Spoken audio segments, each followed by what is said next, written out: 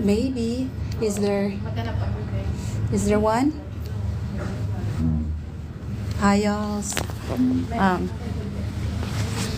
I am I am sitting outside in the hallway of the hospital, and he's with his mom and his aunt and his sister, and a friend of ours. And so, anyways, just wanted to let y'all know that this is an Outlander live. Thank you, K Girl, for the gift. This is an Outlander live, so this is not Lucala. So, thank you, Ronnie, for the gift. So, if you're trying to come in for that, thank you, Linda underscore CH, for the gift. And let me bring in Ronnie as the person who has watched this before. Hey, Ronnie. Oh, what's different? Why do I have you as a little box? Did I? It's okay. Oh my word! You know what? I totally forgot that I actually would need. Oh, blasted! Hold on. Okay. So can you talk again, Ronnie? Hello. Okay, there we go. I got it. Raise the volume. Um, let's see here. Hey, Lady Cherie, thank you again this morning for helping me out by playing my songs for me. Hello, K girl. Okay, let me see. I want to make you bigger though. Hold on, because I'm like not liking you as a little box. Like, what is that? Weird for me. Not a fan.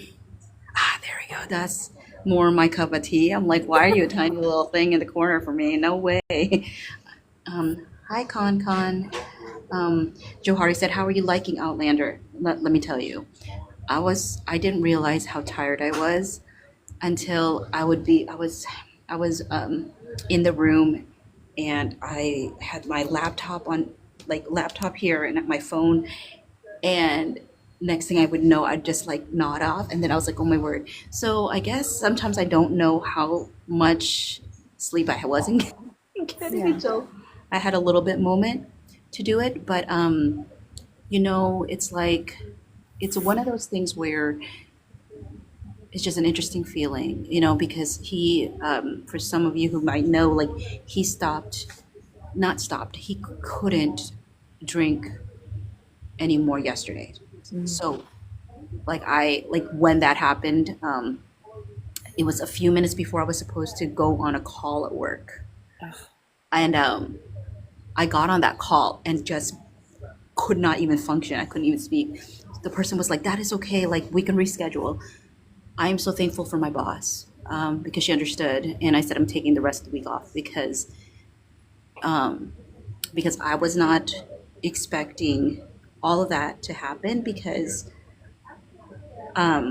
nobody talks to you. And I'm sorry, I know this is an Outlander live, but just wanted to give you an update because nobody walked me through like steps of death. And somebody had messaged me about like steps of death, and I ended up actually talking to my friend, who's in California, who does hospice work, and he said, yeah, like sometimes you don't get told the steps of death until it's your own family members going through it. And I was like, well, that's too, like, technically he's not my immediate family, so like, but it's like last night actually.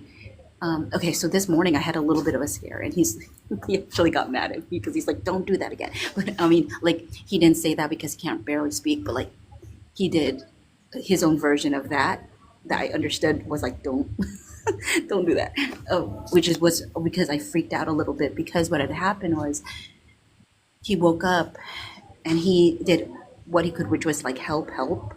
And so I was like, "What do you need help on?" And I said, "Do you want me to call the nurse?" And he's like, "Yeah." And so I called the nurse, but he can't tell me still like what is going on, what's wrong. And then he, so the person picks up and says, "Hey, how, like, what do you need help on?" And I said, "He says he needs a nurse, but he can't tell me yet what it is." So they are going to send a nurse anyway. So that they send the nurse, but like immediately after the guy like closes off like his announcement or whatever, like, then he says, my friend says, "I can't breathe." which of course like freaks me out a little bit. Mm. And so, but the nurse happened to already be coming in. She's like, okay, I'm gonna give him his anxiety medicine, which this particular anxiety medicine helps with like slowing like his breathing and like opening up his lungs or something like that. And then she's like, and I can like give him some oxygen if he might need it or if he might want it. Well, the thing is, like, so she helps, like, puts this oxygen in his thing, and then she leaves, and he pulls it out. He goes, "It's not working," and I'm like, but he's gripping it like this in his hand, and I was like, okay, like this is like the thing that, like, I'm like, I should have heard the nurse say that it's optional, right? But to me, it's like like he can't says he can't breathe now. He's taking off the oxygen, right? And he's gripping it and holding it, and then so I'm trying to pry it out of his hand so I could feel it, right? And he wouldn't let me feel it. And but when I finally could feel it, I was like, I can feel the air coming out.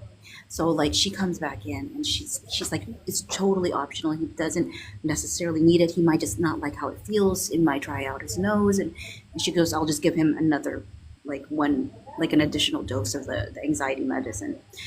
So anyways, but it was just those things where it's kind of like if you can't drink anymore, like they've had to like do those like moist swabs or something.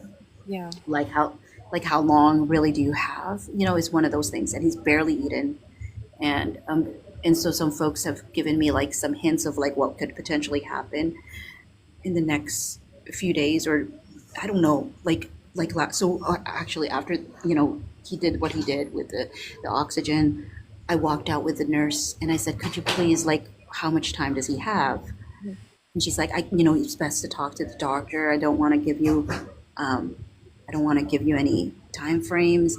But since you're asking, like there's these particular signs are still not there. Like the way his breathing sounds, or like the pace of his breathing. Like he's still conscious enough to like give us at least a little bit of an idea of what he wants and all these different things. So he's still not there. And she's like, so like at least I can tell you it's not tonight. So I'm like, well, I'll take it. Yeah. It's she's not making promises of tomorrow, but and when she even said tonight, I wasn't even sure if she's talking about like tonight, or Right. if she was just talking about like because it was kind of still morning, like when this happened, like it was still a little bit past midnight. So I was like, is she counting tonight as like the sleeping period? Like, but so yeah. Have you? Anyways, You haven't talked to the doctor yet, have you? I have not. Well, actually, she did come in. I think I don't know if there is a subconscious thing of like I want to know, but I don't want to know what is happening. Yeah. Um, and technically, I'm not like immediate family now. They may think I'm immediate family because I'm literally here every day. But and plus, when you're Filipino, everybody's it's like everybody's like related somehow. Even if it's not truly related. But anyways, so with that said, that's just a mini update on um, I don't know. Like I'm also like I started working on another song because I was looking at his mom, Yeah. and so it's not anything deep. Well, it is deep if you think about like what it means for her, but like they have a little bit of an odd relationship. Maybe not odd, but it's like. But anyways, so I think it's a mix. It's like a weird feeling. Like I was looking at her, and that no matter like what sometimes the strains of the relationship is and whatnot, Mm. like it just hit me like that's her baby boy. Yeah. And as a parent, you're like, I don't expect to be the one to go first. Like that's never been the plan. And how difficult that it must be for her, and how like she's trying to be strong in front of him, but like she falls apart outside, kind of thing. So that's the song that I started trying to work on, but I just couldn't figure out like what I wanted to say in it. It was just the immediate feeling I had as I was looking at her, like trying to find ways to comfort him. I think as a mom, you just it's just a different level like as much as it's difficult for me, and it's difficult for me. Like this little boy, this baby boy, like literally came out of her. Right. Like Yeah. Yeah. Is she so. is she being more like, I guess, I don't know if patient's the right word, but is she being a bit more patient with you as far as to, I know she was trying to put some sort of, Oh yeah. Oh, I forgot I shared about that. Yeah. yeah. She's been kind. I mean, she's been kind. I think she's just grateful that I'm always here every night, and so I think that's the biggest thing, that she feels grateful, and whatever, like, no, I don't know. She raised such an amazing young man. So like sometimes I look at him and his sister and go like, how? But I mean, like, because they're so phenomenal, like they are really, and it's not a knock on her. It's just it's a very interesting dynamic. That's all I can say, really. But when it comes down to it, she really, really loves her children. It's just sometimes, you love your kids and you're doing the best you can, and sometimes is that like one clip in TikTok where it's like where the host tells them to say, you're like, this host said to her, say that your mom did the best that she could. And so the girl's like crying, like I don't know if she was crying, but she was like emotional, right? She's like, my mom did the best that she could. She goes, and it wasn't enough, and it wasn't enough. And so sometimes that's just it. Sometimes, like, it's like sometimes as a parent, like I think she wanted to be there for them, like the way she knew how to be there for them, which was sometimes different than what they needed. Right. But it always came from the same place of like really deep, deep love for them, motivated by deep, deep love for them.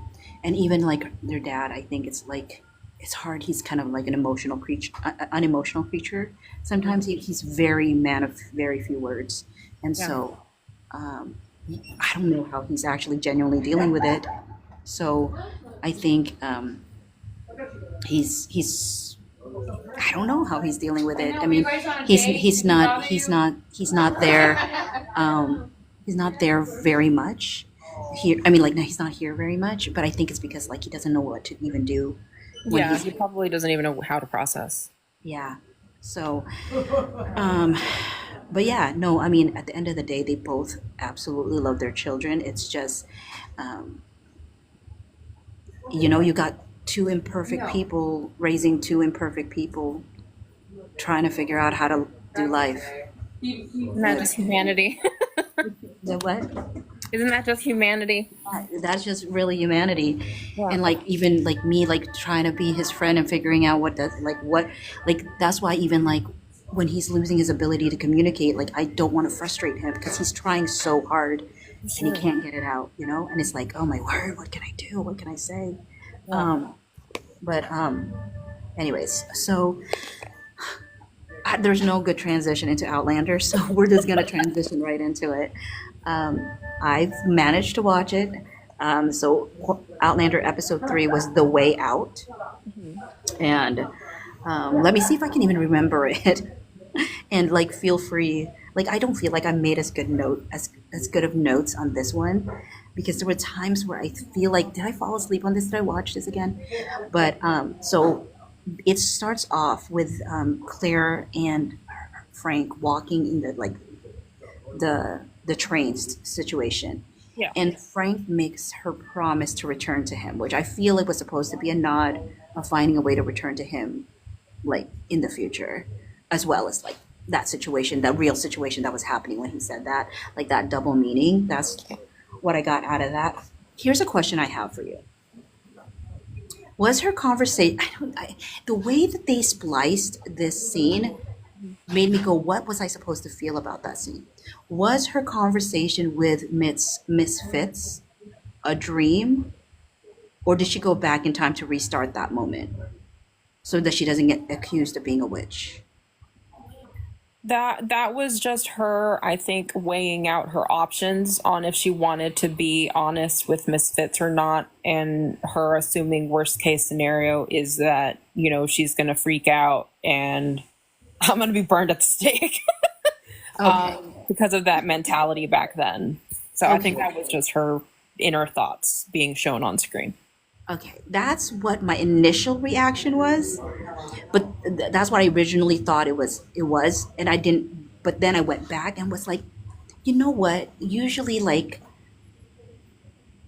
the reason I think I started second guessing was this a dream or did she get jolted, like did she do a redo, only was because usually when they jolt you back to the past of like your imagination, it returns you back to the same spot. In shows, like when they imagine what they could say to the person, they get returned to the same spot where they started imagining that. And what threw me off in the way they did that scene was she didn't restart in the same spot. So then I was like, okay, wait a minute.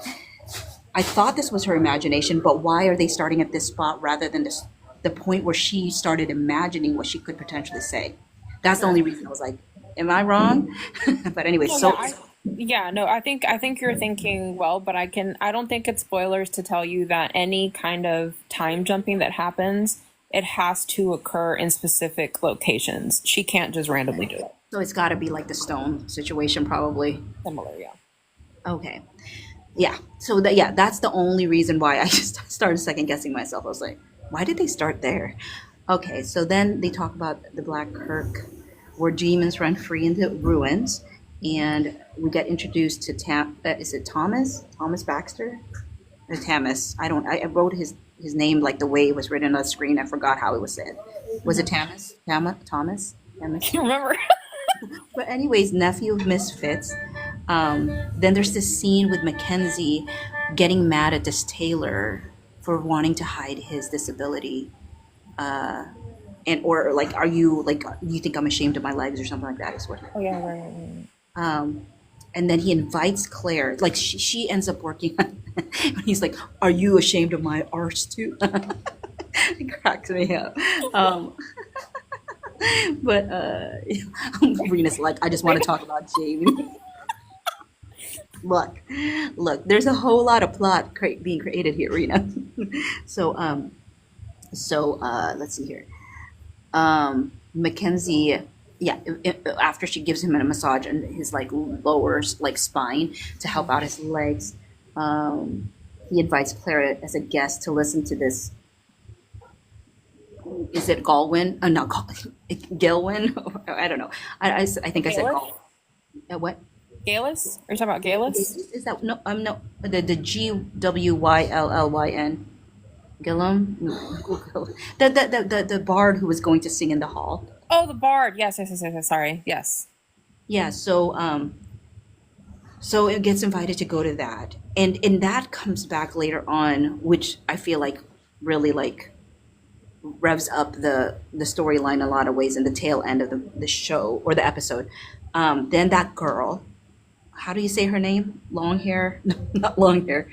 Is it Lahiri. La Lahiri. Lahiri? Hiri. Lahiri? Lahiri?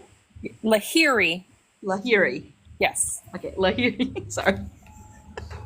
Like the thing is, I listen to them say these names, but sometimes I It's forget. so hard. And honestly, I don't even know if I'm saying it 100% right, but it's just, it's You know, those Celts, man.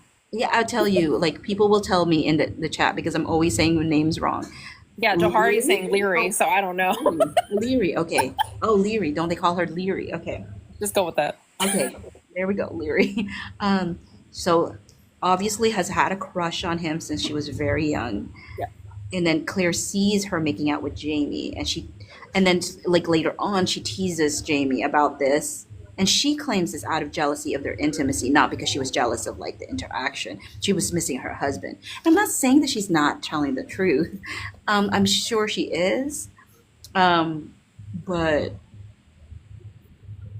I don't know. Just I don't know. There's something about when a person feels the need to clarify what kind of jealousy that they have that makes me feel like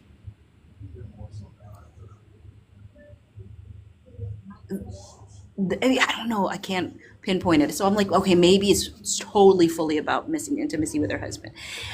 But you're telling me there wasn't a little twinge, little that kind of teasing was a little too like ribby. Pointed. Yeah, Yeah. very pointed that he had to be like pressing on her toes, and she was just, and then she kicks back. I like there's too much emotion to just be about the intimacy that she's missing with her husband. I'm sorry, professional jealousy, Johari said. Accurate though. I love how we find ways to bring it back to Bridgerton. Uh, um, oh, well, I guess it's not Bridgerton. That's just Lucilla, straight up Lucilla. Yes, yeah. Um, and he talks about the fact that he doesn't like showing his vlog back to Alec. Okay, remind me, who is Alec? Which one is Alec again? Um, Trying to remember. I think it's one of the older. Someone correct me if I'm wrong, but isn't it one of the older gents? Oh, the stable hand. Okay, the horse trainer. Okay, got it. Yeah. And also, Tiffany said big dot T69, which I always think is just Tiffany, right? But it says at the moment she isn't totally interested in him like that. I get you, and yet I feel like sometimes the mind catches up with the heart a little bit later. Like, like it's sometimes like it's like Luke and Nicole. Just kidding. Sometimes like your heart knows things that your mind won't let you go to yet The because attraction is there. There's no doubt. The attraction has already been set. yeah. Like I feel like she doesn't allow herself because she knows there's all these other factors and because those factors are very real and very meaningful to her. Yeah. But like she's feeling something at Oh, the same. absolutely. I mean obviously he's an attractive person and maybe she could be thinking that's just all what it is. It's not anything, important, but yeah, like Shelton's like, yeah, like this husband is like a really big part of it. Yeah.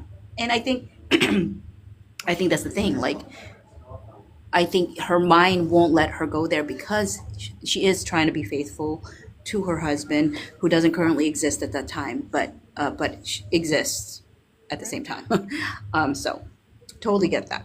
So they talk about how is it Tamis or Thomas says there. Yeah, Shelton said that hasn't been born yet. Yeah, exactly. But seized with the same evil. So she's like not ill, demonic possession, which is a really interesting thing that was like the immediate response to the situation instead of like, well, there could be other option kind of situation. But it, I said Agnes follows Claire around. That's his job, right? And or he's doing that. Is it for Dougal that he's doing that for Angus when he follows Dougal and and Colin? the Laird, because they're just keeping an eye on her since she's yeah. So I commented that I feel like there's almost like a sibling relate. I don't know if that's how it plays out in the end, but like to me, there's like almost like a sibling ribbing between the two of them. Like she gets annoyed at him, but I think that there's actually like I start to feel like there's real affection that will grow. I mean, I don't know if this is true, but like this is how I feel when I see them on screen together. I feel like there's actual real affection and care for each other and like they'll just annoy each other like a brother sister would. Yeah. And the reason I feel that way is there's a scene where like I think it's at the beginning of the show where she is oh wait, oh I've already fast forwarded to episode 4. Never mind, I'll just leave that be. I realized because I was about to say that was in the beginning of the show and I'm like, well, why am I talking about, and that's episode 4. I'll go back to why I think that thing about Angus in episode 4. um and then they talk about Gillis Duncan and Mhm. needing to go to her to refill her stock. And she was worried, Claire was worried about Tamis because he got caught stealing and she's like, she found out like they could like cut his hand off for that. And so Gillis seems to know how to manipulate Arthur. I didn't realize they were together in this until a little bit later. I was like, I thought she was just manipulating him in general. I was like, it's so easy. I get. She was like, she was saying all this stuff, but she couldn't get him to release him fully, but have him just nailed to the pillory. Yeah. And it's interesting because like you get this like how Gillis like manipulates Arthur, and I'm not saying that Claire manipulates Jamie. She more so like influences him Mhm. to, because it's different. I feel like it's a different It is. nuance. Yeah. But she does like influence Jamie to be like, hey, you're strong enough, like to just pull that thing out so he doesn't have to rip his ear off. Which, I think because Jamie's a good dude in the first place. Um, I mean, I think that's why he was down for it. Yep. Mel said it honestly doesn't take much to influence him. Also very Lucilla coded. That's very true. It's very true. That reminds me of Lucilla so much. Like, He does kind of boss him around a lot there. yeah. Hi, zigzag underscore alpha. I mean, we're probably gonna just bring Bridgerton randomly in every time, or Lucilla, Well, depending on which that's ones. good. There's parallels there. Yeah. And some of it is Lucilla, some of it is Bridgerton. But Right. everything that's been coming up for me has been Lucilla. And Nicola, yeah. Maybe that's where my mind is. So she also, oh, and the other thing she asks, oh yeah, Shelter said, now you know why we encourage you to watch Outlander. Hey, Jazzy, 21. Okay, so I'm sorry, folks, for not looking all like up in the chat much as I'm going through these like synopses, and then we'll go back into the chat to look at all of that stuff. But, There's been a lot of silly comments, so. oh, really? uh, so, okay. She also asked Jamie to bring her to Black Kirk, and he talks about his cousin being sick for a week. Um, and then that's like when she finds out about the wood garlic. That's not wood garlic. It was something else that was actually lily of the valley, which was Mhm. actually poisonous. And I didn't realize lily of the valley looked like that. Yeah, I didn't think I it was was like that either. I was really imagining a lily, like a regular lily. I was like a green thing, a green leaf, I guess. Okay. I thought it Um, was like a white flower, but yeah, it. that's what I thought it would be too. Um, so um, so she realizes, oh my word, this kid is just sick. He's just sick, and she has to figure out how to do it right, Mhm. like figure out the cure for it. Because if she gets anything wrong, it could be literally the death of the boy, but also her, and potentially like. But so she comes in. Actually, I didn't talk about this. That the first time that she came in to Miss Fitz's place and like wanted her to like let her try to see what's wrong with the boy. Like she tells her, "Get out of here." Father Bane is here. So now, like Father Bane's like throwing some water up in her, and like this kid is like pale as a ghost, and so now she's like begging, like I know what this is. Just this is poison. Just I can provide him some medicine that will get him back to the state that he needed to be. And then this is like, you can see misfits like it's so I don't know how it works in that generation. Mhm. But Misfits put her foot down and said, because when the Father Bain said, like, no woman's going to order me around, and she's like, this is my sister's house, this is my father's house before that, like, you're going to step out, like, get out of here.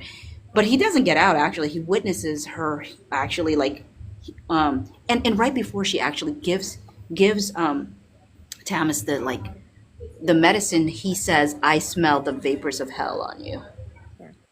And which was like it feels like, and I don't know what other future things are going to happen with Yeah. this Father Bane, but it feels like a writing of a villain to some degree, of like someone who wants to um like somebody said in like one of the comment section, or maybe it was you, actually maybe it was one of your posts where you talked about fake enemies. Yeah. So I think you used the first the that phrase, and I feel that with Father Bane, with how he sees Claire, that she's like she has no beef with him. She just Right. wanted to help this kid, but like he makes an enemy out of her. Yeah.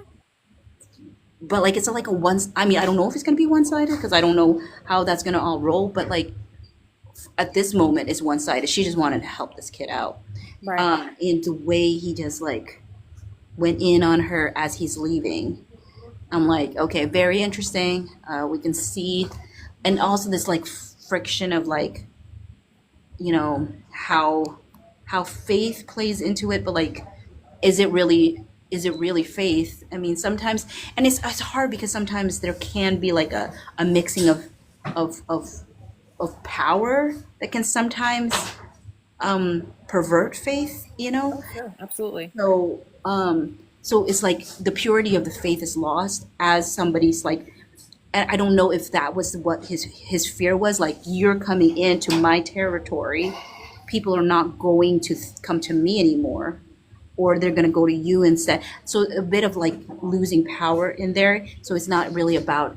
I don't feel like it's a representation of faith, even though maybe it's packaged in a presentation of faith, more than I think it's a presentation of power and how power can corrupt how a person pursues situations that wouldn't be there if power wasn't in play. So I don't Yeah. know. I mean, in that time frame too, it's good to remember that everything was just superstition, more so than anything. And so, like, and also, Claire is a woman of science, and so, and what does science always look like Yeah. from the other lens? It looks like witchcraft. Yeah. Yeah. So yeah, it's Yeah, just and it's an interesting thing that you bring that up too, because that is something that Gillis like has that conversation with Claire around like, sure, like in essence, like she's also kind of like her own version, right? Like she was a healer. She's kind of like she's a healer too, right? Or whatnot of some sort, right? But yep. the whole point being that there are things that you can't explain. So like there like that faith and science don't have to have this conflict that sometimes even in modern day people have this discussion as if there needs to be some sort of conflict, but maybe they're answering different questions. And I think sometimes people demand one thing to answer something that the other one is not actually meant to answer for other people.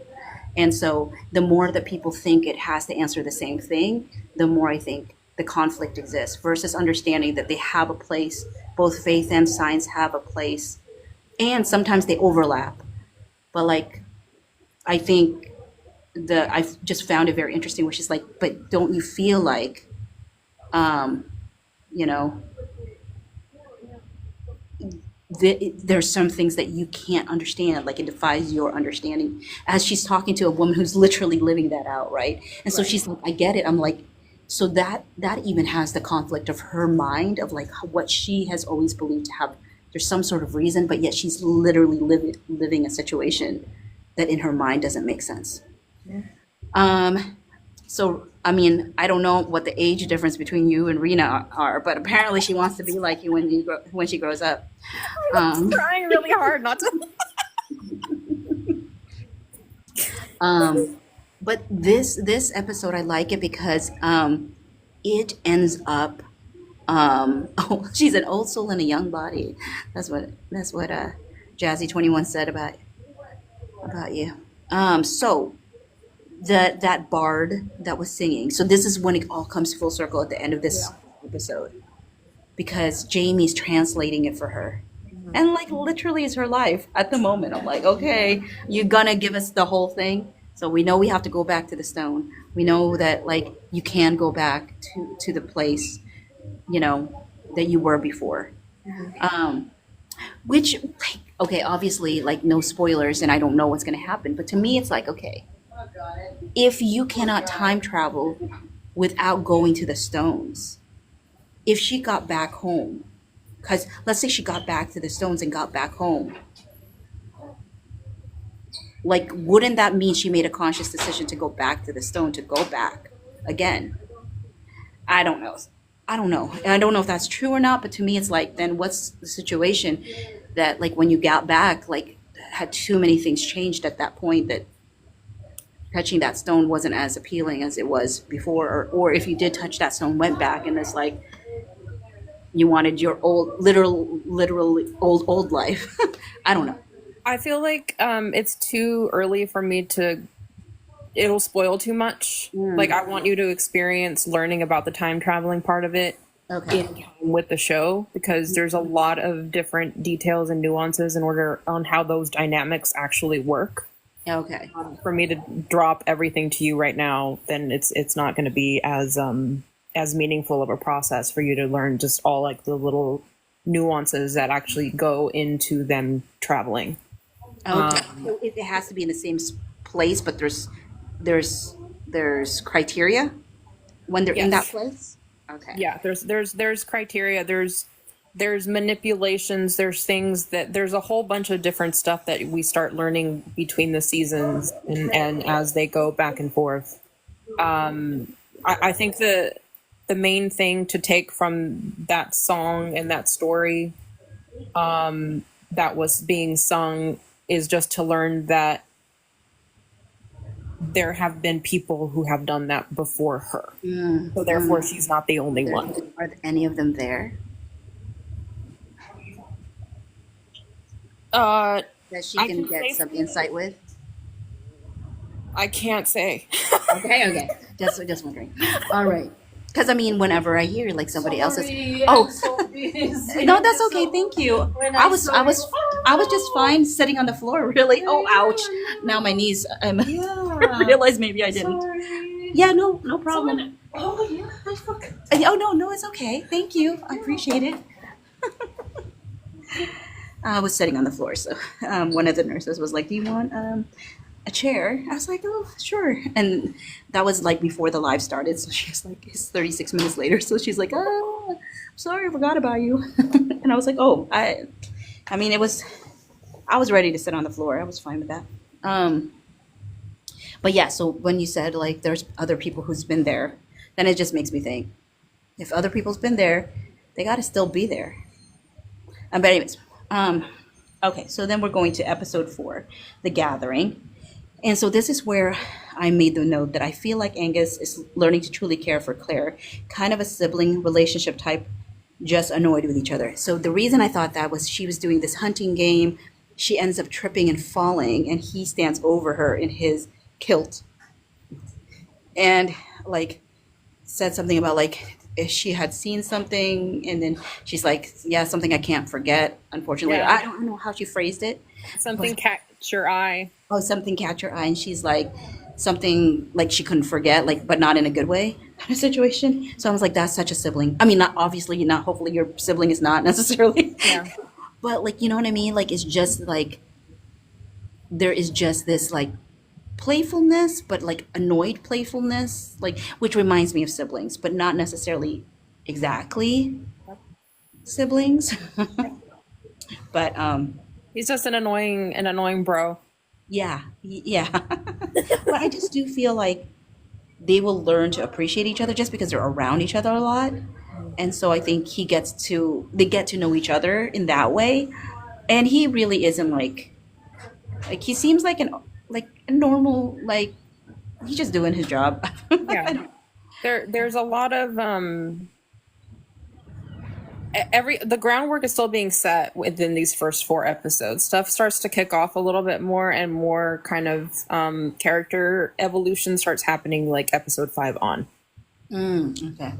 Yeah. Okay, so then she talks about the hunting game allowed her to find 2 possible escape routes, and that her uncle Lamb taught her how to ride. She needed a gentle, easy horse. She was given the horse Brimstone.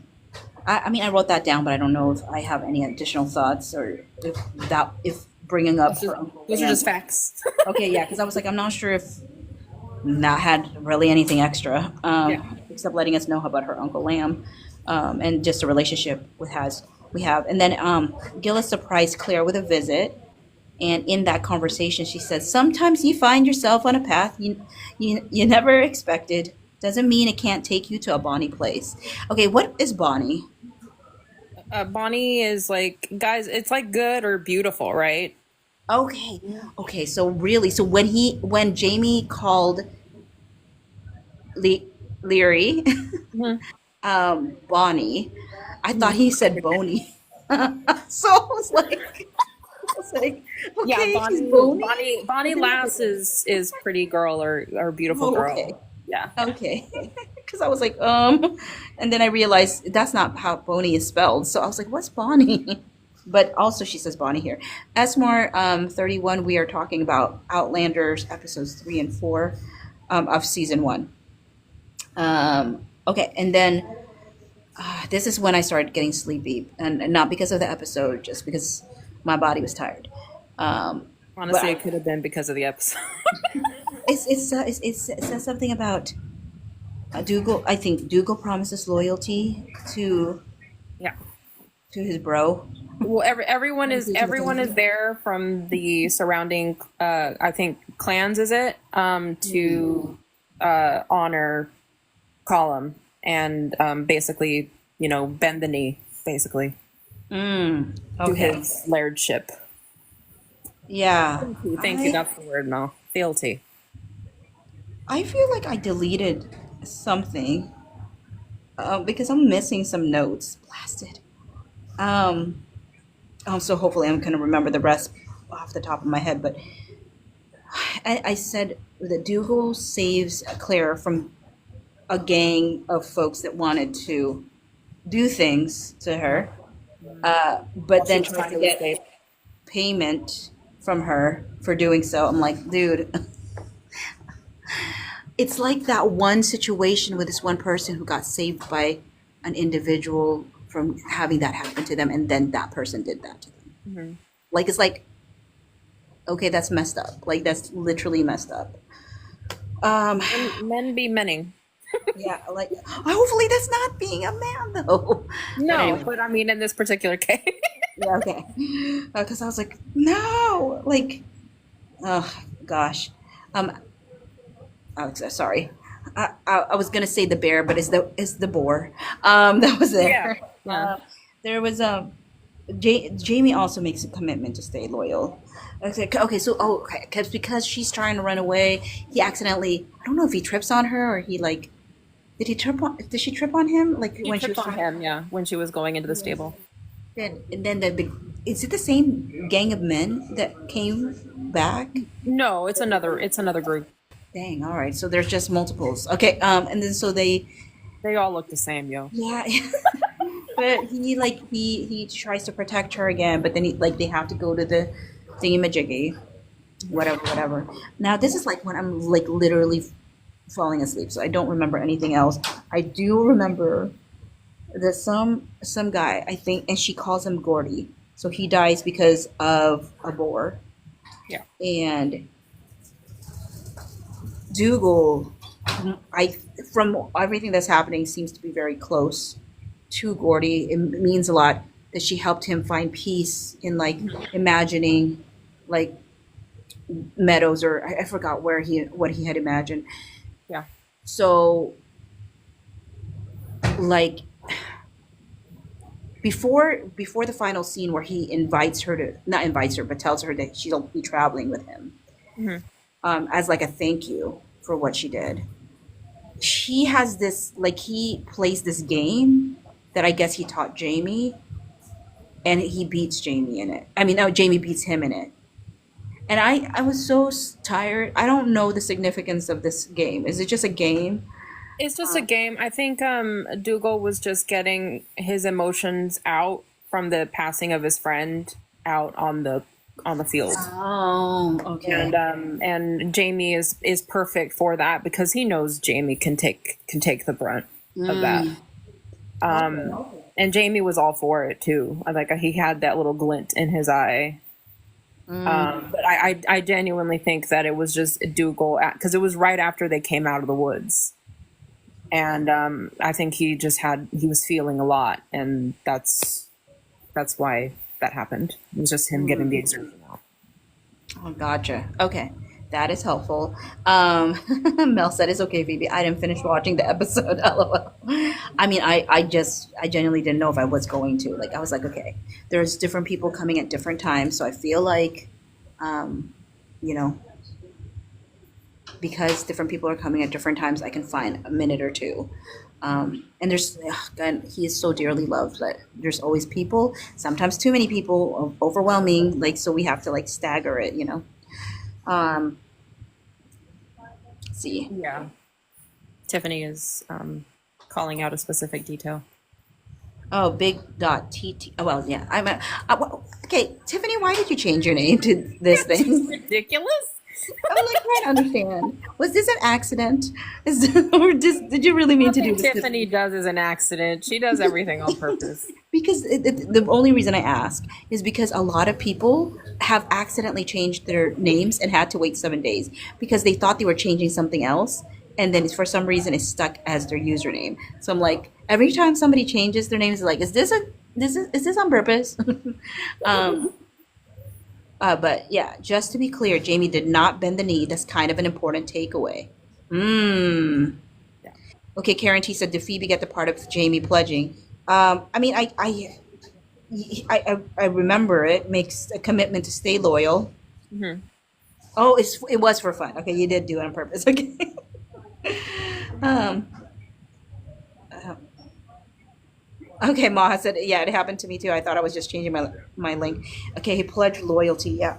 Yeah. Um, okay, I'll try to remember that significance later.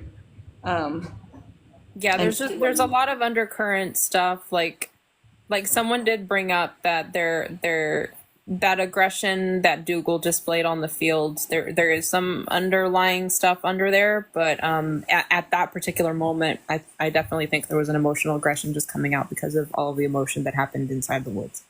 yeah. Um, oh, it's a power struggle. Oh, sorry, that yawn came out of nowhere. Oh, by the way, on a side note, uh, on a side note, there was this nurse who's been amazing, a CNA, actually a CNA, I guess, who's been amazing for my friend. And he visited him like no, not last night, this morning at 6:30. Um, so sweet, so sweet. And one of the things was he loves Filipino food, and especially this place called Lasa, which is actually owned by my friend. I've known him since he was a little kid, and he he their restaurant was actually just named number one best sandwiches in the Pacific Northwest, Oh, which that's was awesome. really like very like super exciting. But anyways, they also have these lechon kawali bowls, and that's like Doug's. I mean, like this CNA's like favorite food. So my friend had said like he takes care of our friend, we take care of him, kind of thing. So they're bringing him food tonight. Oh my word, there's so many people right now. Um, oh, I just saw everybody that's over in the end of this hallway. So he's gonna have a staggering, and I think it's because people know that potentially this might be it. That's the hard part about like. Actually, I would consider that a blessing because there's some folks that they pass away and nobody's coming, Yeah. which really makes me so sad. Or I sometimes like when I would visit my grandma, like we eventually had to put her in an adult family home, which is kind of really difficult. Like there, people had fights about that because most, if you know Filipinos, we like to keep our family with us. And for a really long time, my Lola was with me. She did live with us, and it was just a certain point where like the ability to take care, like well, had to overpower like all those other things. But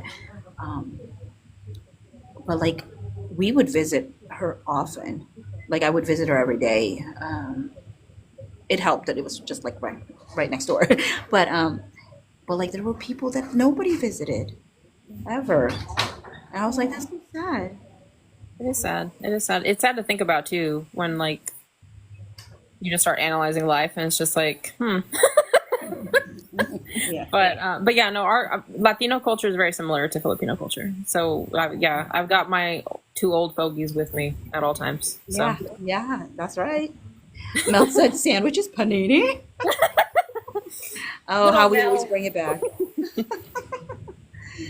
Also, CP. Oh wait, no, it says CPR dot lady. Actually, I realized that that usually shares the actual like name, but like when I see her actual name, like username, that I typically read. Christy J, I think, is usually what I see. Oh, there. Okay, it says Christy J. Okay, that's what I'm saying. Like sometimes it throws me off when they put the username in, like invite CPR lady, and I'm like, oh, did you change your name? It's like, no, no, no. That's just showing me the actual username, but like Christy J will show up. Hi, it's me. Hi, Christy J. So So Karen wanted to specifically mention the importance of like the pledge and like the dynamics between Colum, Dougal, and Jamie. So in her comments, she says, if Jamie pledges to Colum, that means that Jamie could be the next Mackenzie clan leader, which is a problem for Dougal because technically Dougal has put himself in that position since he's the younger brother of Colum. oh, ooh, that's a good important piece of the Yeah. puzzle that I did not know. Ooh, Yeah.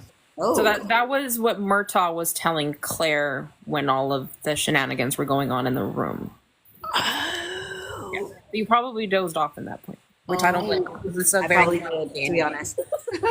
Probably did. I kept rewinding, and I'm like, did I remember hearing this before? I wasn't sure. Okay, Rena said that's very important. Okay, good for me to know. Very good for me to know. Shelton said, which is why Jamie hid, so he wouldn't have to choose. Yeah. Oh, that's why he was in the barn? Yeah, that's why he was in the stable, yeah. Oh. But the Christy rest of the J. clans people just don't understand the dynamic, I don't think. So, that's why they forced him to go. Oh, okay, interesting. Christy J said, which season episode are you all on? Just season one, because I've never watched Outlander in my life. I've just been brought in by the Bridgerton fan base because they always bring up Outlander every time any other shows are brought up. They're like, Outlander. So I said, okay, like, we're going to do Outlander. And we're also starting to do Dawson's Creek on Monday, which means I actually got to get Amazon Prime back. Yeah. And so, which I don't mind for Pacey. I mean, Anything for Pacey. anything for Pacey. So it's right now we're at season one, episodes 3 and 4. So next week we're going to do episodes 5 and 6. Okay, SMar31 said yes, and Dougal has sacrificed a lot for his brother, but does not have the best intentions. Oh, Shelton Zoo said, oh, but Claire messed that up. Wait, how did she mess it up? By tripping over him? Yeah, well, by tripping over him and him, offering to escort her back to the castle. Oh, gotcha. Gotcha. Okay, Karina_75 said, I'm a Bridgerton fan and Outlander. I mean, I feel like that is a There's a lot of combination. overlap. Yeah, Yeah. there's a lot of. Christy J said, same season, but you're on episode 5. Nice. Lady Cherie said, is Dawson's Creek still on Netflix? Folks told me it's not. I mean, not. I don't. So It's on Prime. yeah, but the good thing about Prime is they got the right song. Yes. Yeah. That's why I got to go with Prime because apparently it's on Hulu too. But I'm like, but Hulu does not have the right song, so I'm Correct. gonna get Amazon Prime back just to hear the right song. Karen T said, then he comes out of hiding. Tanya said, I'm holding off. I promise I won't start season 2. LOL. Lady Cherie said, what? Are you talking about like the wrong song, Lady Cherie, or are you talking about it's not on Netflix? Or maybe something completely. Oh, Amazon. Okay, maybe I don't know. I don't know what I'm reading, but yeah. So, and the thing is, like, I'm trying to remember everything that happened in season 1, and like Ronnie was like, oh, I wonder if it holds up, and I'm like, I'm pretty sure some things don't, but I already watched the first 2 episodes, and I'm already like, my God, they're so whiny. but also like their vocabulary was so Oh yeah. as like which was always the conversation even when the Yeah. show first came out, like who speaks Yep. like this. But here I will tell you this right now, I saw an interview with Joshua Jackson when this was first coming out, and I'm like, the man actually does talk like that, like he thought like that. He was a deep thinker, so I was like, actually really, there's depth to this kid, you know. Well, he's not kid, he was like, he's age appropriate level to me. So but yeah, yeah.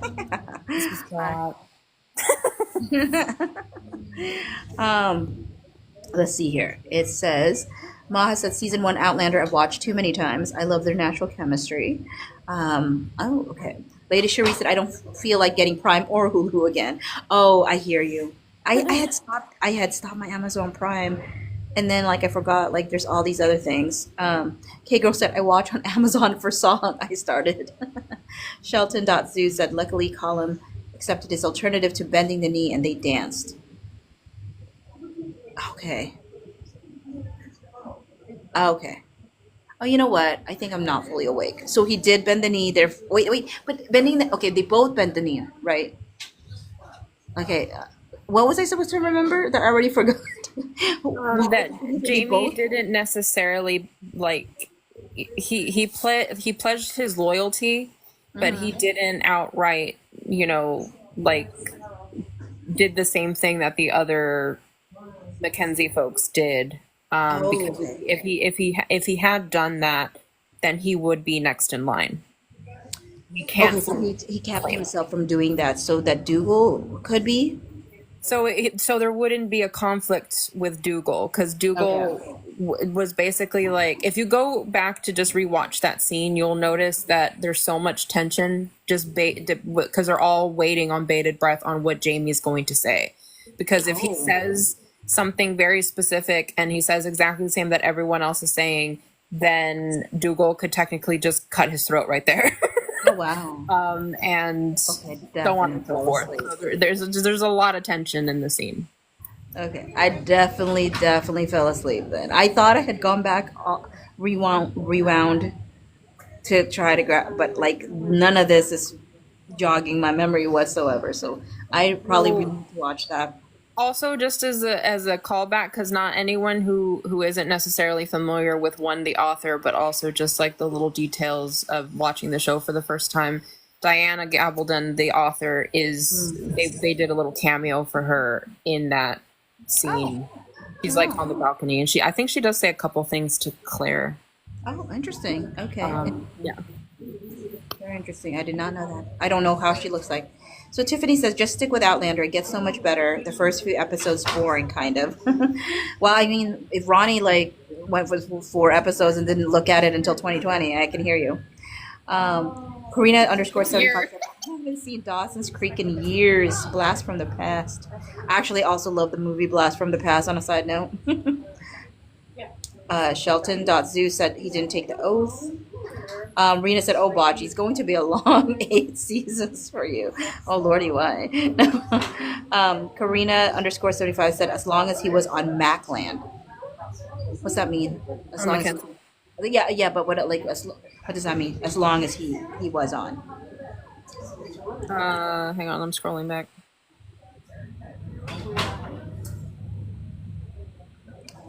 But while you're scrolling back, Tiffany says he didn't bend the knee; he just pledged loyalty. Mel said, blah, blah, blah. I can't speak. Pled allegiance, not fealty. What's that? Yeah, I think as he pledged loyalty as long as he was on Mackenzie land. Yeah. Okay. So I Okay. just wanted to chime in here because, see, he's right now he's a fugitive. Okay. Right. The only Okay. place he is safe is on Is on- Mackenzie land. Right. Okay. So that's why he's there. He is a part of the Mackenzie clan by his mother, not by his father. And if Okay. he would bend the knee, right, Dougal would have cut his throat. But if he didn't bend the knee, then the Klansmen would have killed him. Luckily, what's his name accepted his loyalty as a pledge. Because I mean there's just a lot going on in that one section. Yeah. I just want to make sure like you understood that he has to be there right now. Like he doesn't have a choice. Jamie has no choice but to be where he is right now. And if he's not there, he's not safe. So he was trying to hide so he didn't have to do either one. Claire messed it all up, of course. and fell on him, and then he was trying to be Fell nice. for him. Yeah. But I mean, just kidding. Not yet. Not yet. And that girl, she's also important. So just the girl that he kissed and flirted with, she's semi-important. So just keep her in the back of your mind a little bit. That girl, that sounds familiar. No. Oh, that's that thing. Never mind.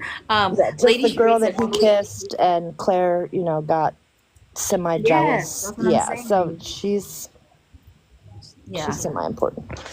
But Yeah, yeah, no, that's I all I was- wanted to say. It's just so you understood. In that Yeah. one scene is so. There's a lot. Yeah, there's so Okay, much. where's See, the it's thing so that is slow, important? right? It's so slow, and then something speeds up. happens, and it's so important. Then you miss it because it's It's such a quiet, yes, but yeah, the undercurrent is really heavy. You've got to kind of catch that. If somebody is talking to Claire, if somebody is actually having a conversation and trying to break down something for Claire, it's important. Right. Because remember, Claire's not from this time. She has no idea what's going on. Yeah. It's the author almost trying to tell you, pay attention. Because Right. Claire doesn't know, right? So if Claire doesn't know and they're explaining all this to her, it's important. Pay attention. Yep. Especially if the guys are talking to her. Because obviously men didn't talk to women like they do with Claire. And Yep. they do in this series. They have real conversations with Claire, and they are very important. They come up later. So just pay attention when somebody's kind of talking to her by themselves. Because it will also come up in 5 and 6. Yeah. So that certain people will have conversations with her alone, which doesn't happen in this time period. And so if Is they are, it like Colin bringing Penelope into? well, yeah, but kind of, not Just really. not quite so sexually charged. No, it's they're not. Yeah, it's not. They're not like that. It's just a hint to hey, the author's kind of hinting to you. The director, the producers, they're all kind of hinting to you. If she's having a conversation, and somebody is detailing something that's happening, or kind of explaining it to her, you want to pay attention in those moments, because you're getting the back history along with her. Ronnie must have read something. What did you? She's saying, remember that too. It's a trend with her. Claire always messing stuff up. Oh yeah, she's horrible. Just Okay. that's it. Okay, so Claire's horrible. Okay, here's again signs Not- that I totally fell asleep in this episode. Is how is her tripping over him? Isn't that just a mistake? What? Yeah, no. Yeah, but she puts herself in dumb situations. Period. Yeah, but that's something that Phoebe's not going to pick up on until a few seasons in, Yeah. because we're used to it now, because it's always her She just always something does else. it will be a pattern. I mean, period. It will be a pattern that she messes up something, Yeah. and then you're like, oh, you idiot! What did you do that for? Yeah. Her escaping, the whole escape thing. She kind of put herself in that situation. She got the whole thing. She put herself in that whole situation. And that girl was kind of trying to warn her, hey, There's these folks that it might work out. Hey, it's really dangerous out there. Hey, maybe you shouldn't be doing this. And then Yeah, I do Claire's recall like, that. no, I'm going to do it anyway. Screw you guys. 'Cause- Yeah, I do recall that. I was awake enough for that one, where she basically says there are folks out there, if you go, yes. you won't be safe. You know what it reminds me of, actually? It reminds me a lot of Lois and Clark. It's it's a very Lois Lane Superman situation, except Always- Jamie is always not get in fucking trouble. Superman. Always get in trouble. And then he always has to save her. And But the it's- dynamic is there, for sure. Shelton said she could always fix it too. Sometimes. I mean, Okay, this- we're getting into dangerous territory. Let's not. Here's the thing. Okay, let's not. Yeah, because think about it. She didn't save an episode 4. She didn't save anything. It happened to be that, what's his name, just accepted the pledge. Yeah. So Yeah. she didn't save that part. Nah. Yep. Okay, so Karina _75 said Claire is modern day stubborn. Shelton said she thinks. Yes. With all caps on thinks. She thinks. She's way too smart for her own good in the time period she's at right now. Mm. That's it. I can get out. I just wanted to make sure you like got that Like, reference because Make sure. otherwise, Oh my word!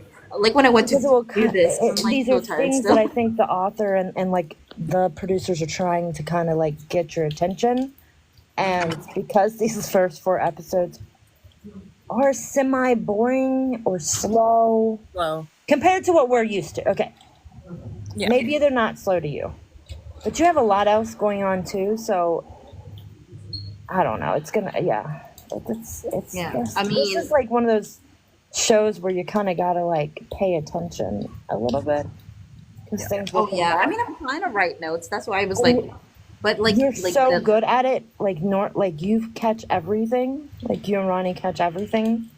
And so I'm like, oh my god, if she fell asleep and she didn't realize what was going on, I'm like, oh, I gotta yeah, tell her so that's. today. I mean, it showed in my notes for episode 4 because I'm like, what it. I mean, part of my notes were missing also. Like I'm like, what happened to the other notes? But honestly, I kept going 10 seconds back, and I'm like, did I remember hearing this? I was so tired. And if you like caught like where she goes back in time to where her and the husband are like walking through the castle in modern day, all those things are semi important because in her mind she's trying to remember everything that she's being told by her husband in those times to try to prepare herself for what's going to happen or how to prepare herself like in a situation. Like he tells her, hey, give tell the truth but don't tell the full truth. Tell the truth that you need to tell, right? And so she does that, and then she messes up because the guy gets her drunk and feeds her, and she's like, I just messed up my own rules. Because the second thing is that they're gonna interrogation, they're gonna feed you and they're gonna get you drunk so that you talk.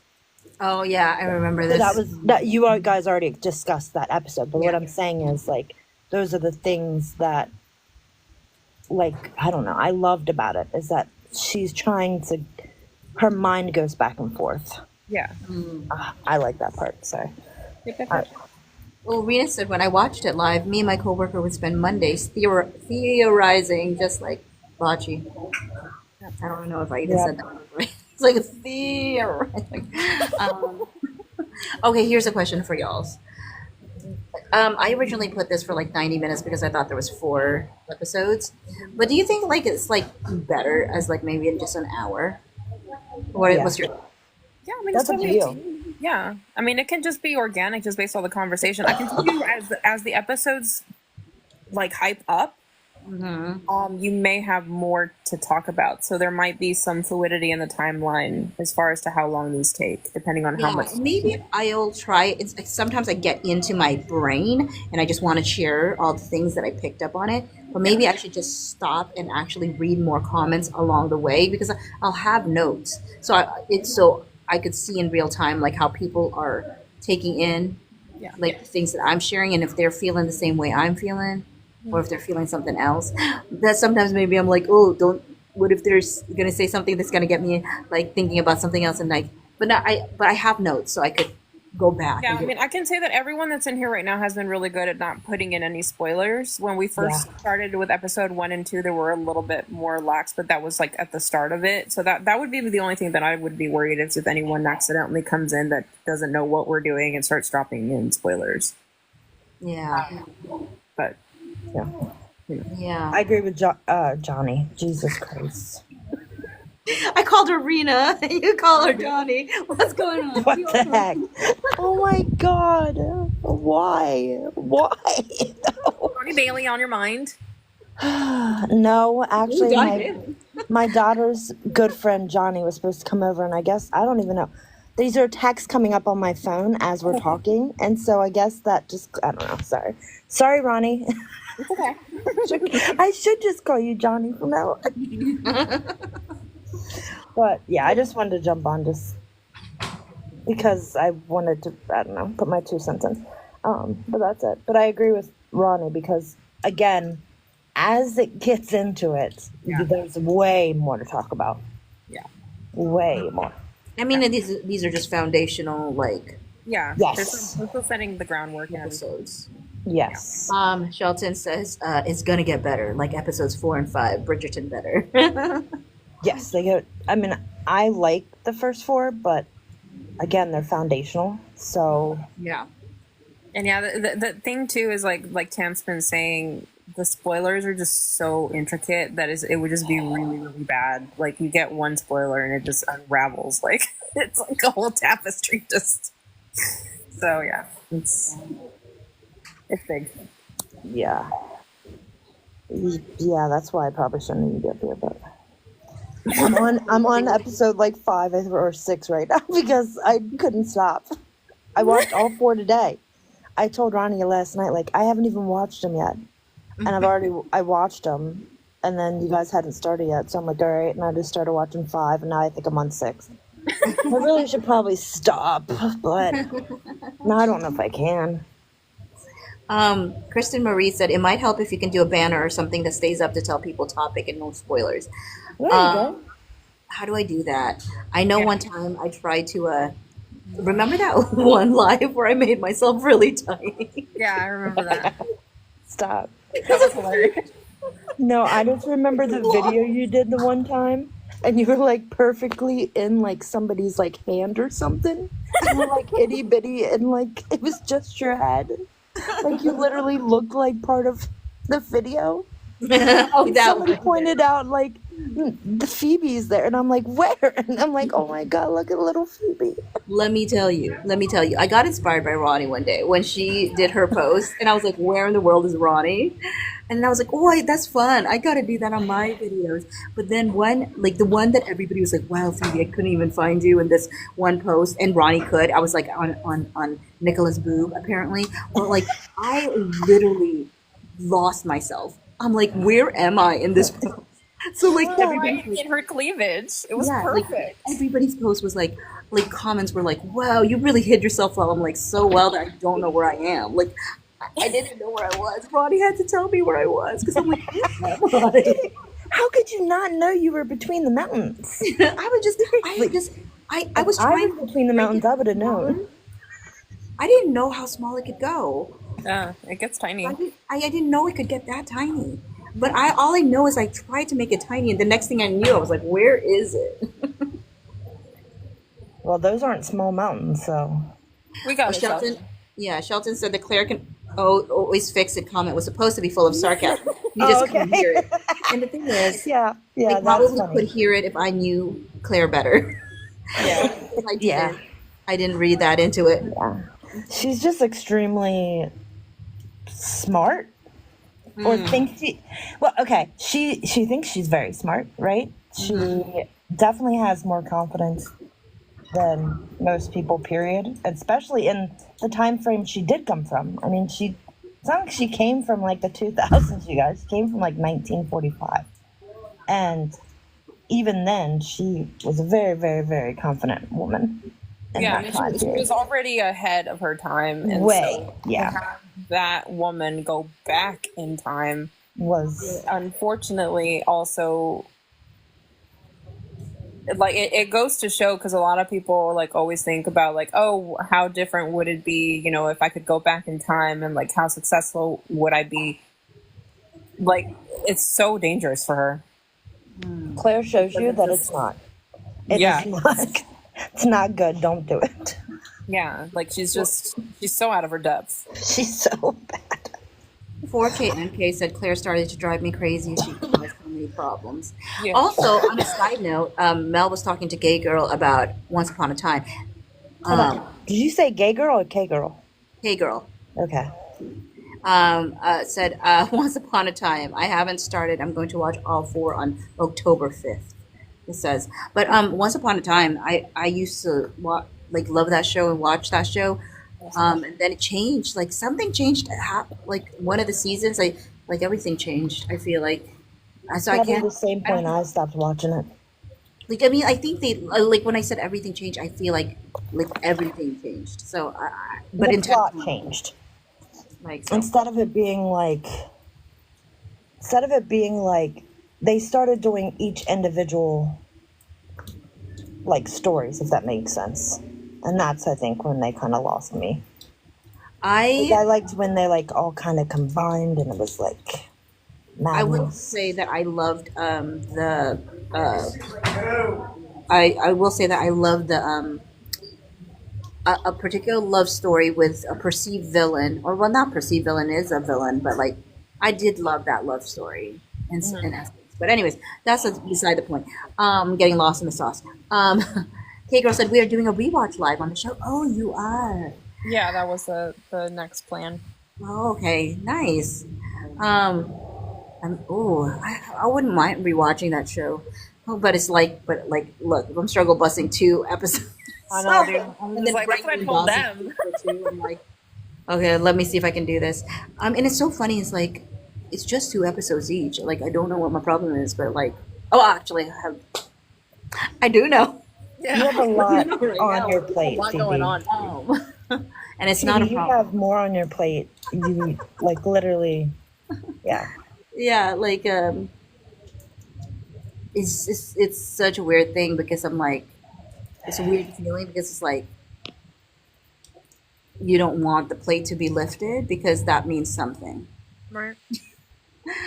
But at the same time, it's like if it wasn't imminent, the plate wouldn't be like it is. You know what I mean? Yeah. Like if it was just this thing that you know will happen, but it's in the future, like you can function still because you're like it's not imminent. But when it's imminent, it's like you feel like the world has to like like Stop so you stop for a can. second. You know, one of the like in my song until your last breath, the bridge said they say time flies when you're having fun. This isn't fun. Slow it down. Um, give me one more moment, one more day, one more um, hour, one more minute, one more second, freeze time. And that's literally how I feel. Like it's like I was when I was with him this morning, like as I was waking up and I was like, is it I was like I was like I is it like wrong that I just want like there's not a minute with you that I don't want to be there. You know, like Yeah, it's like that's yeah, normal. he's like he's in the bed and he can barely talk and he really can't talk very much now. But um, it's kind of a weird thing because I used to say I was like, what is it about me that I always end up like caring about people that just it's such a I don't know. I'm like the the like meant for unrequited. Like that's my story. That's the story of my life. Like okay, so you know, I had liked him, and then I had liked my the person who's moving, right? Yeah. And they were both here today because he came. And, oh my word, he was so wonderful. Like he helped shave him, and like both of these men in my life, like they may have not felt the same way about me, but it is really truly like they've both stayed consistent in my life. And not only are they've been consistent in my life, they have been loving, caring, sacrificial kind of people in my life. Like they will do like they will like I think both of their I mean if certain people don't believe in love languages, but if you did believe in love language, like both of theirs I would feel like are like acts of service. Like I remember one time I needed to have my treadmill brought to bought like I got this free treadmill, but I had to figure out how to get it to my house and stuff like that. Both the two of them figured it out, you know, like to bring it to me. Like I felt bad like because it took longer, and I was gonna try to pay my friend who's moving. You know, I was trying to give him money. I'm like, I'm so sorry it took long. And he's like, can you please not? Like he was offended that I tried to pay him for his time, whatever. But like he loves to like he really is so loving and caring, and so it's like it's just a very like I'm like I make good choices. I really do. I just wish like but sometimes that's just what it is. It's just sometimes they're just meant to be really good friends. But like I like but I it's so okay. But going back real quick about my current friend who's struggling with or well really dying from renal cancer. Um, when he said to me, "There's an undercurrent." I think the undercurrent is like it's like when somebody's starting to pass away, and like yeah, I had liked him back when we were back in like 1998 or something, right? But I I it like took me a year to get over him. When he didn't feel the same way. And I Yeah. remember one time he caught me crying about like the whole situation, like early on to after the rejection and all that stuff. And he said, "I do love you. Like I love you as my friend. Like I don't ever want to hurt you. Kind of thing." Which was the most loveliest thing, and he's really lived that out so faithfully in my life. And so all of that stuff, like I've liked other people, but there is something about when someone's dying, where you go, "My word, I really do love you." Like I don't think Please. I don't think that's ever. I think it's more pronounced now.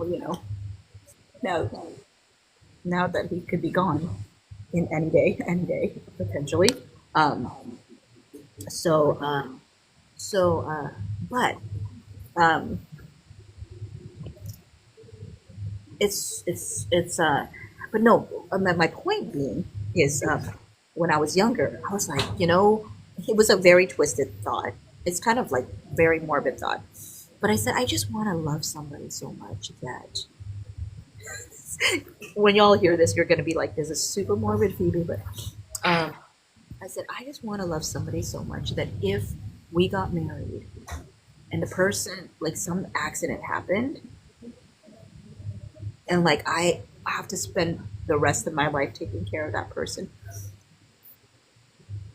that it wouldn't be difficult because I could still see who they were, like who they are at the moment. And I thought like that's kind of like one morbid, and like who would want that? Who would want to choose that life of like forever to be? Like I don't know. I was like, but I was young. And I'm just thinking that's really love, like because someday that's gonna be someday that's the reality because everybody gets old and you'll have to be taken care of. It's just people don't expect it when you're young and all these different things. And so like these That's not a last, morbid thought, Phoebe. Yeah, I don't think it's That's morbid not at a all. morbid thought. If anything, that's Actually, it's something that beautiful. people don't normally think about when they probably should before they get married, because technically that's what that means. yes, but like yeah, because it's in sickness or It's in health, right? beautiful. Actually, it's Yeah. beautiful. And so like these last 4 weeks, I've been just like, oh, so this is what it feels like. Yeah. Because I was like, and this is why I'm like, oh gosh, I do love him. Like I do love him because it's not been hard at all. Like not even a little bit. Like it hasn't felt like a sacrifice. Right. Like I feel like it's felt more of a sacrifice if I'm not here with him. Yeah. And that's why, because like my friend who's moving, he's like, you don't have to do this alone. You like, because I think he was like, because I was staying with him all every day, and he's like, there's other like people like he has like as I'm looking down the hallway right now, a lot of people who has to be out in the hallway instead of the room. I'm sure the room is full. Um, I was like, I said it's not that I feel like I have to carry a burden. I said I want to be here. What you want the burden. Like I, it's It's not a burden. and that's the thing. You It's not a want it. burden. Yeah, It's like you want it's it. like it's like it's a privilege.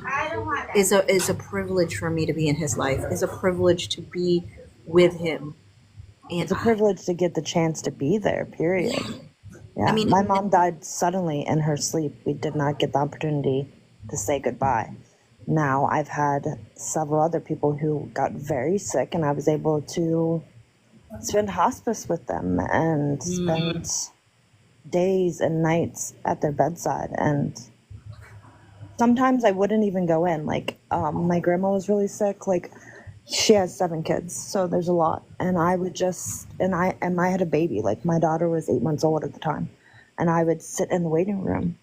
Why? Because there was only 2 at a time, and so I would sit in the waiting room and just be there. And didn't have to go in or anything, but just to be there for them, myself, and her. It was, I mean, I had an 8-month-old baby at home, and I still felt like it was so much more important that I was there. Like, I just wanted to be there. It didn't matter how or what capacity. I just wanted to be in the same vicinity as her. She did get to come home, luckily, but still, it was one of those things where you want to be there. You want every ounce of time you can possibly get. Because trust me, when you don't get it, that's a regret you can't take back. When you don't get to say goodbye, or when you don't get to say the things. Or even you don't get the time. You don't. I mean, everything's so sudden. The process is different too, because when somebody's, they're going to pass, you get that opportunity to kind of, and again, still afterwards, you'll still have the mourning, you'll still have all that stuff, but you at least got to feel like closure a little bit more. You know what I mean? I mean, as closure as you can get, I guess. I think a lot of people are too afraid of grief and how there's been a lot of people as of late who have said that grief is just love left over.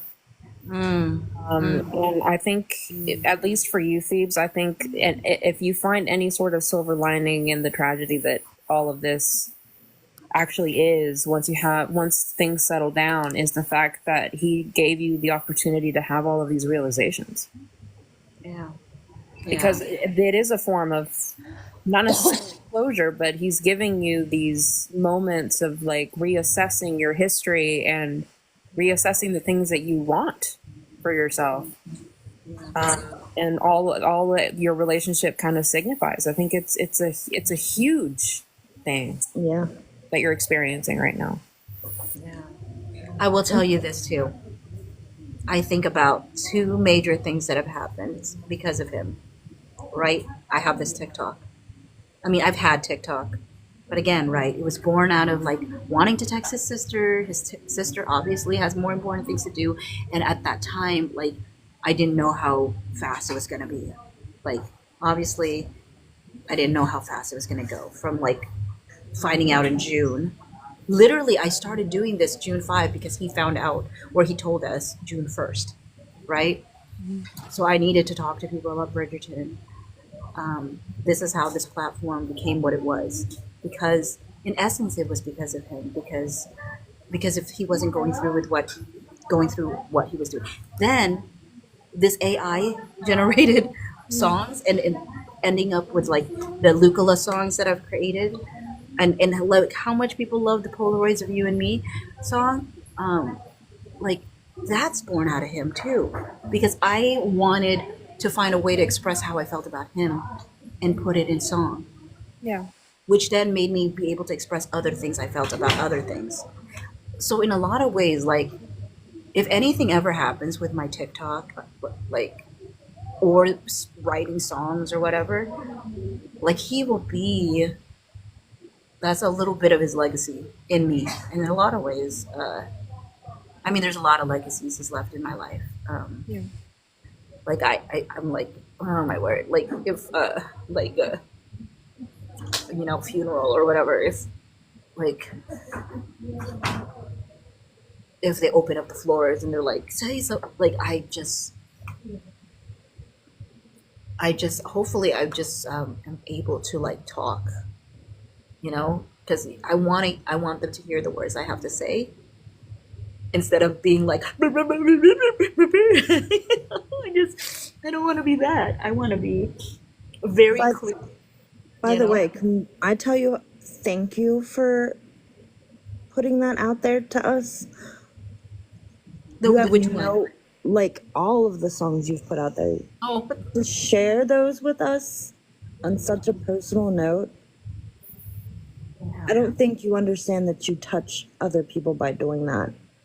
And for the fact that you shared the IAI with us and whatever, and I have a few things at home that are going on, and I had told my daughter, this lady that I know, she's been doing these songs on AI and writing, and I said I think it would be very therapeutic if you did it. So I mean,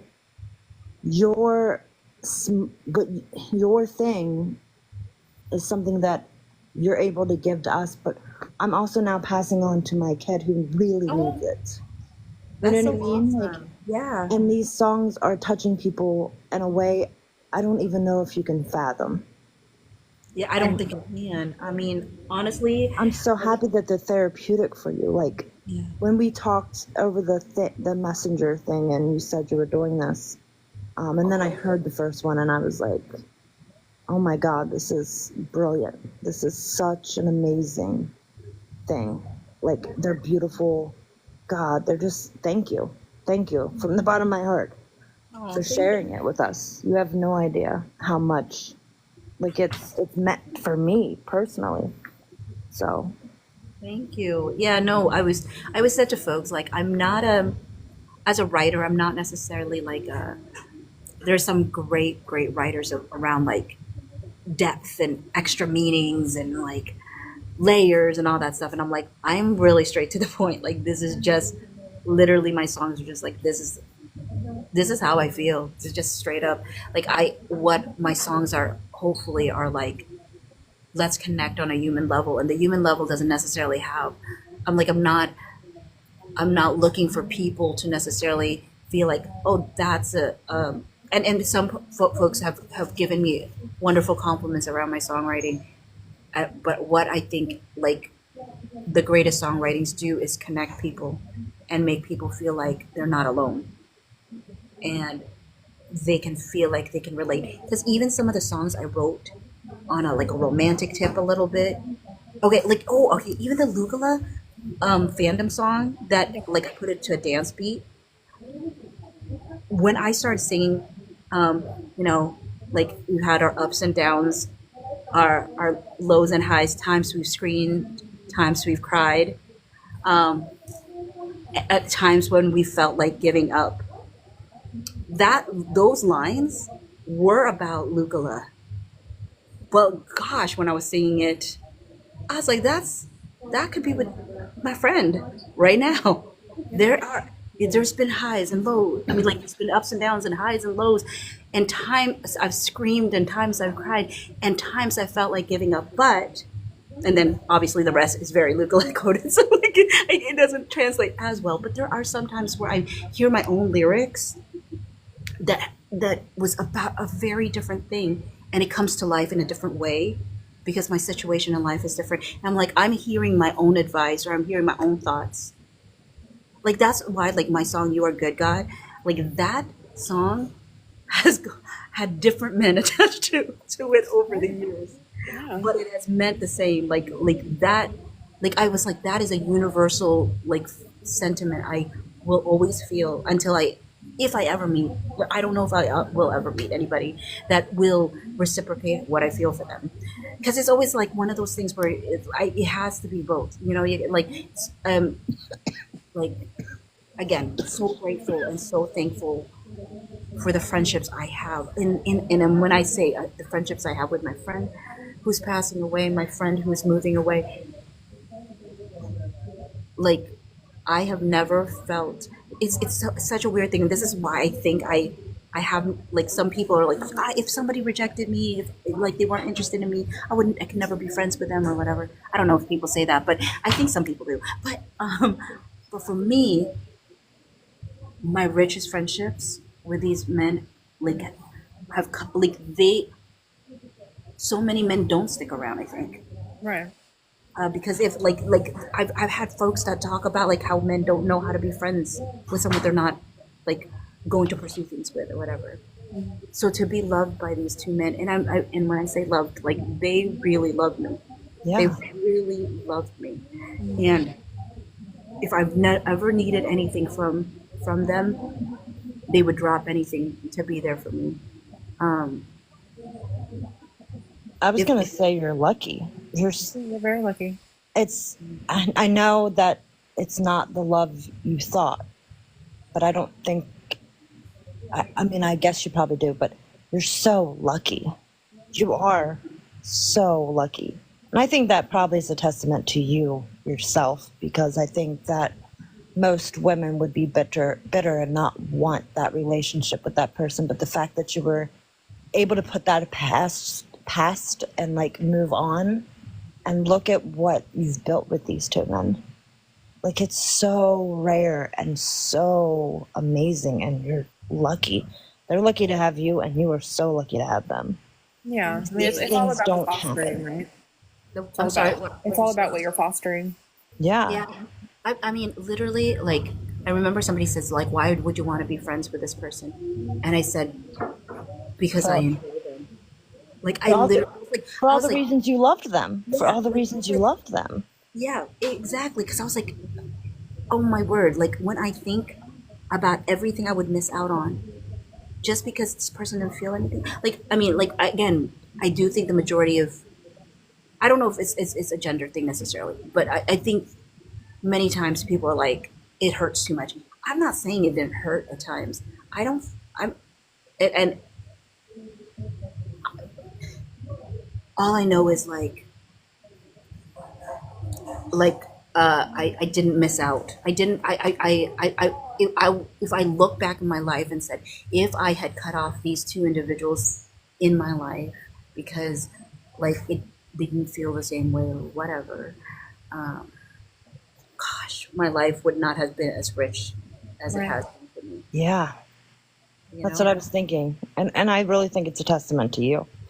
I mean, I really do. I don't think necessarily, I mean, I think people have this bad narrative with men, but I think that men would be friends with women if women didn't put the wall up If with the women them. didn't work, I'm sorry. Like, put that wall up. Like, oh, you rejected me, so now, you know what I mean? Like, we can't be friends because you don't feel that way. But, like, it's a testament to who you are.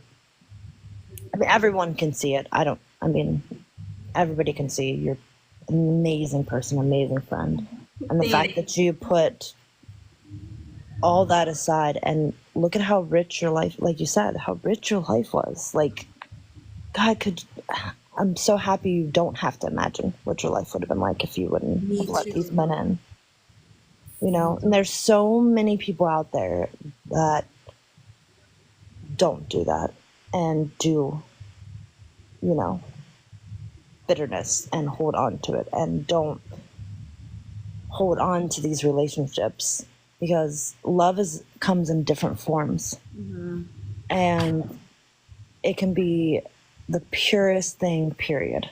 It doesn't have to be romantic to be the most amazing, purest, unrequited thing. It's there is no limits to it, and if you let it in, regardless, your life will be so much better. Like, it will. I've had everything in the world possible happen to me that you can possibly probably think of. And thank God that I am one of those people that just happens to not be bitter. And letting it in, like letting people in. And it is very hard for me. It's very hard for me to let men in. But thank God I did. Thank God I do.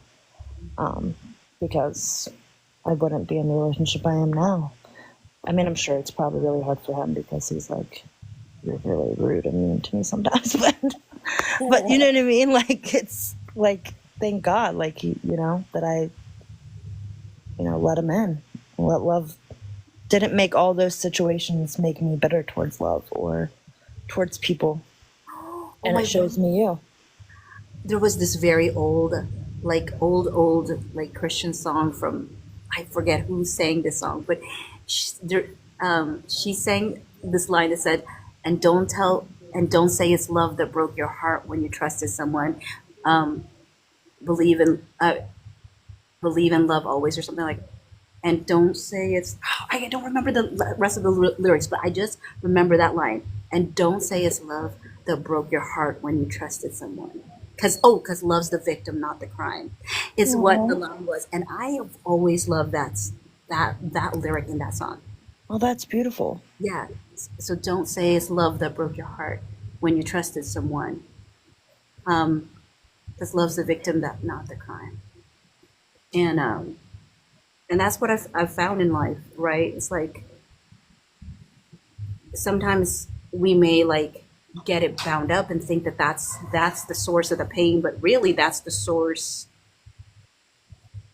that, I don't know. It's kind of like the song that I wrote about the please stay and fight, where like I was seeing my aunt, who's not my aunt, like praying over him and just and asking him to fight. And I wrote the lines that, you know, is it hope? I mean, is it denial or is it hope? And like, is it selfish or is it a source of strength? Because like sometimes it's like sometimes the very thing you need to hear is to fight, and yet sometimes like that is not what it's like. It's situational. I think it can be both. Yeah, I mean, maybe. both. Yeah. Yeah. I mean, like when I was talking about my grandma, I mean, they literally did not give her long. She lasted another 10 years. And Oh, I really believe she like hung on because she was 10 years. like my kids, she has crazy kids. So I'm pretty sure she hung on because she was like, I can't leave them without knowing, like, without my grandkids growing up and being able to take care of them, which is what happened. Like we all grew, like all her grandkids grew up, so we were able to take care of her kids. So yeah, that's pretty much what happened. But yeah, and when you were talking about like being sick and like wanting to take care of somebody, even if they like you wanted to take care of them regardless. I've had to have these conversations a couple different times. I have a couple of different things, not a big deal. But we had to come to a couple of different points where it was on the edge. And I didn't want to fight and I didn't want to do it anymore. And we've talked about it since too. And I still don't technically want to. If I would have to go back and do it again, because there's a chance that I would. Like I wouldn't want to do it all over again because it was just so hard. And my husband's like, no, like you have to do it. It doesn't matter what you know what I mean? Like I'm going to take care of you.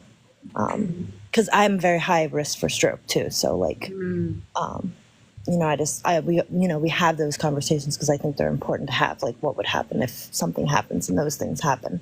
Like what's going to happen? Like, you know, what is our decision? And, you know, like he wants to take care of me if it would happen. And I'm like, oh God, I just don't know if I could do that. But, you know, he loves me that much that he would.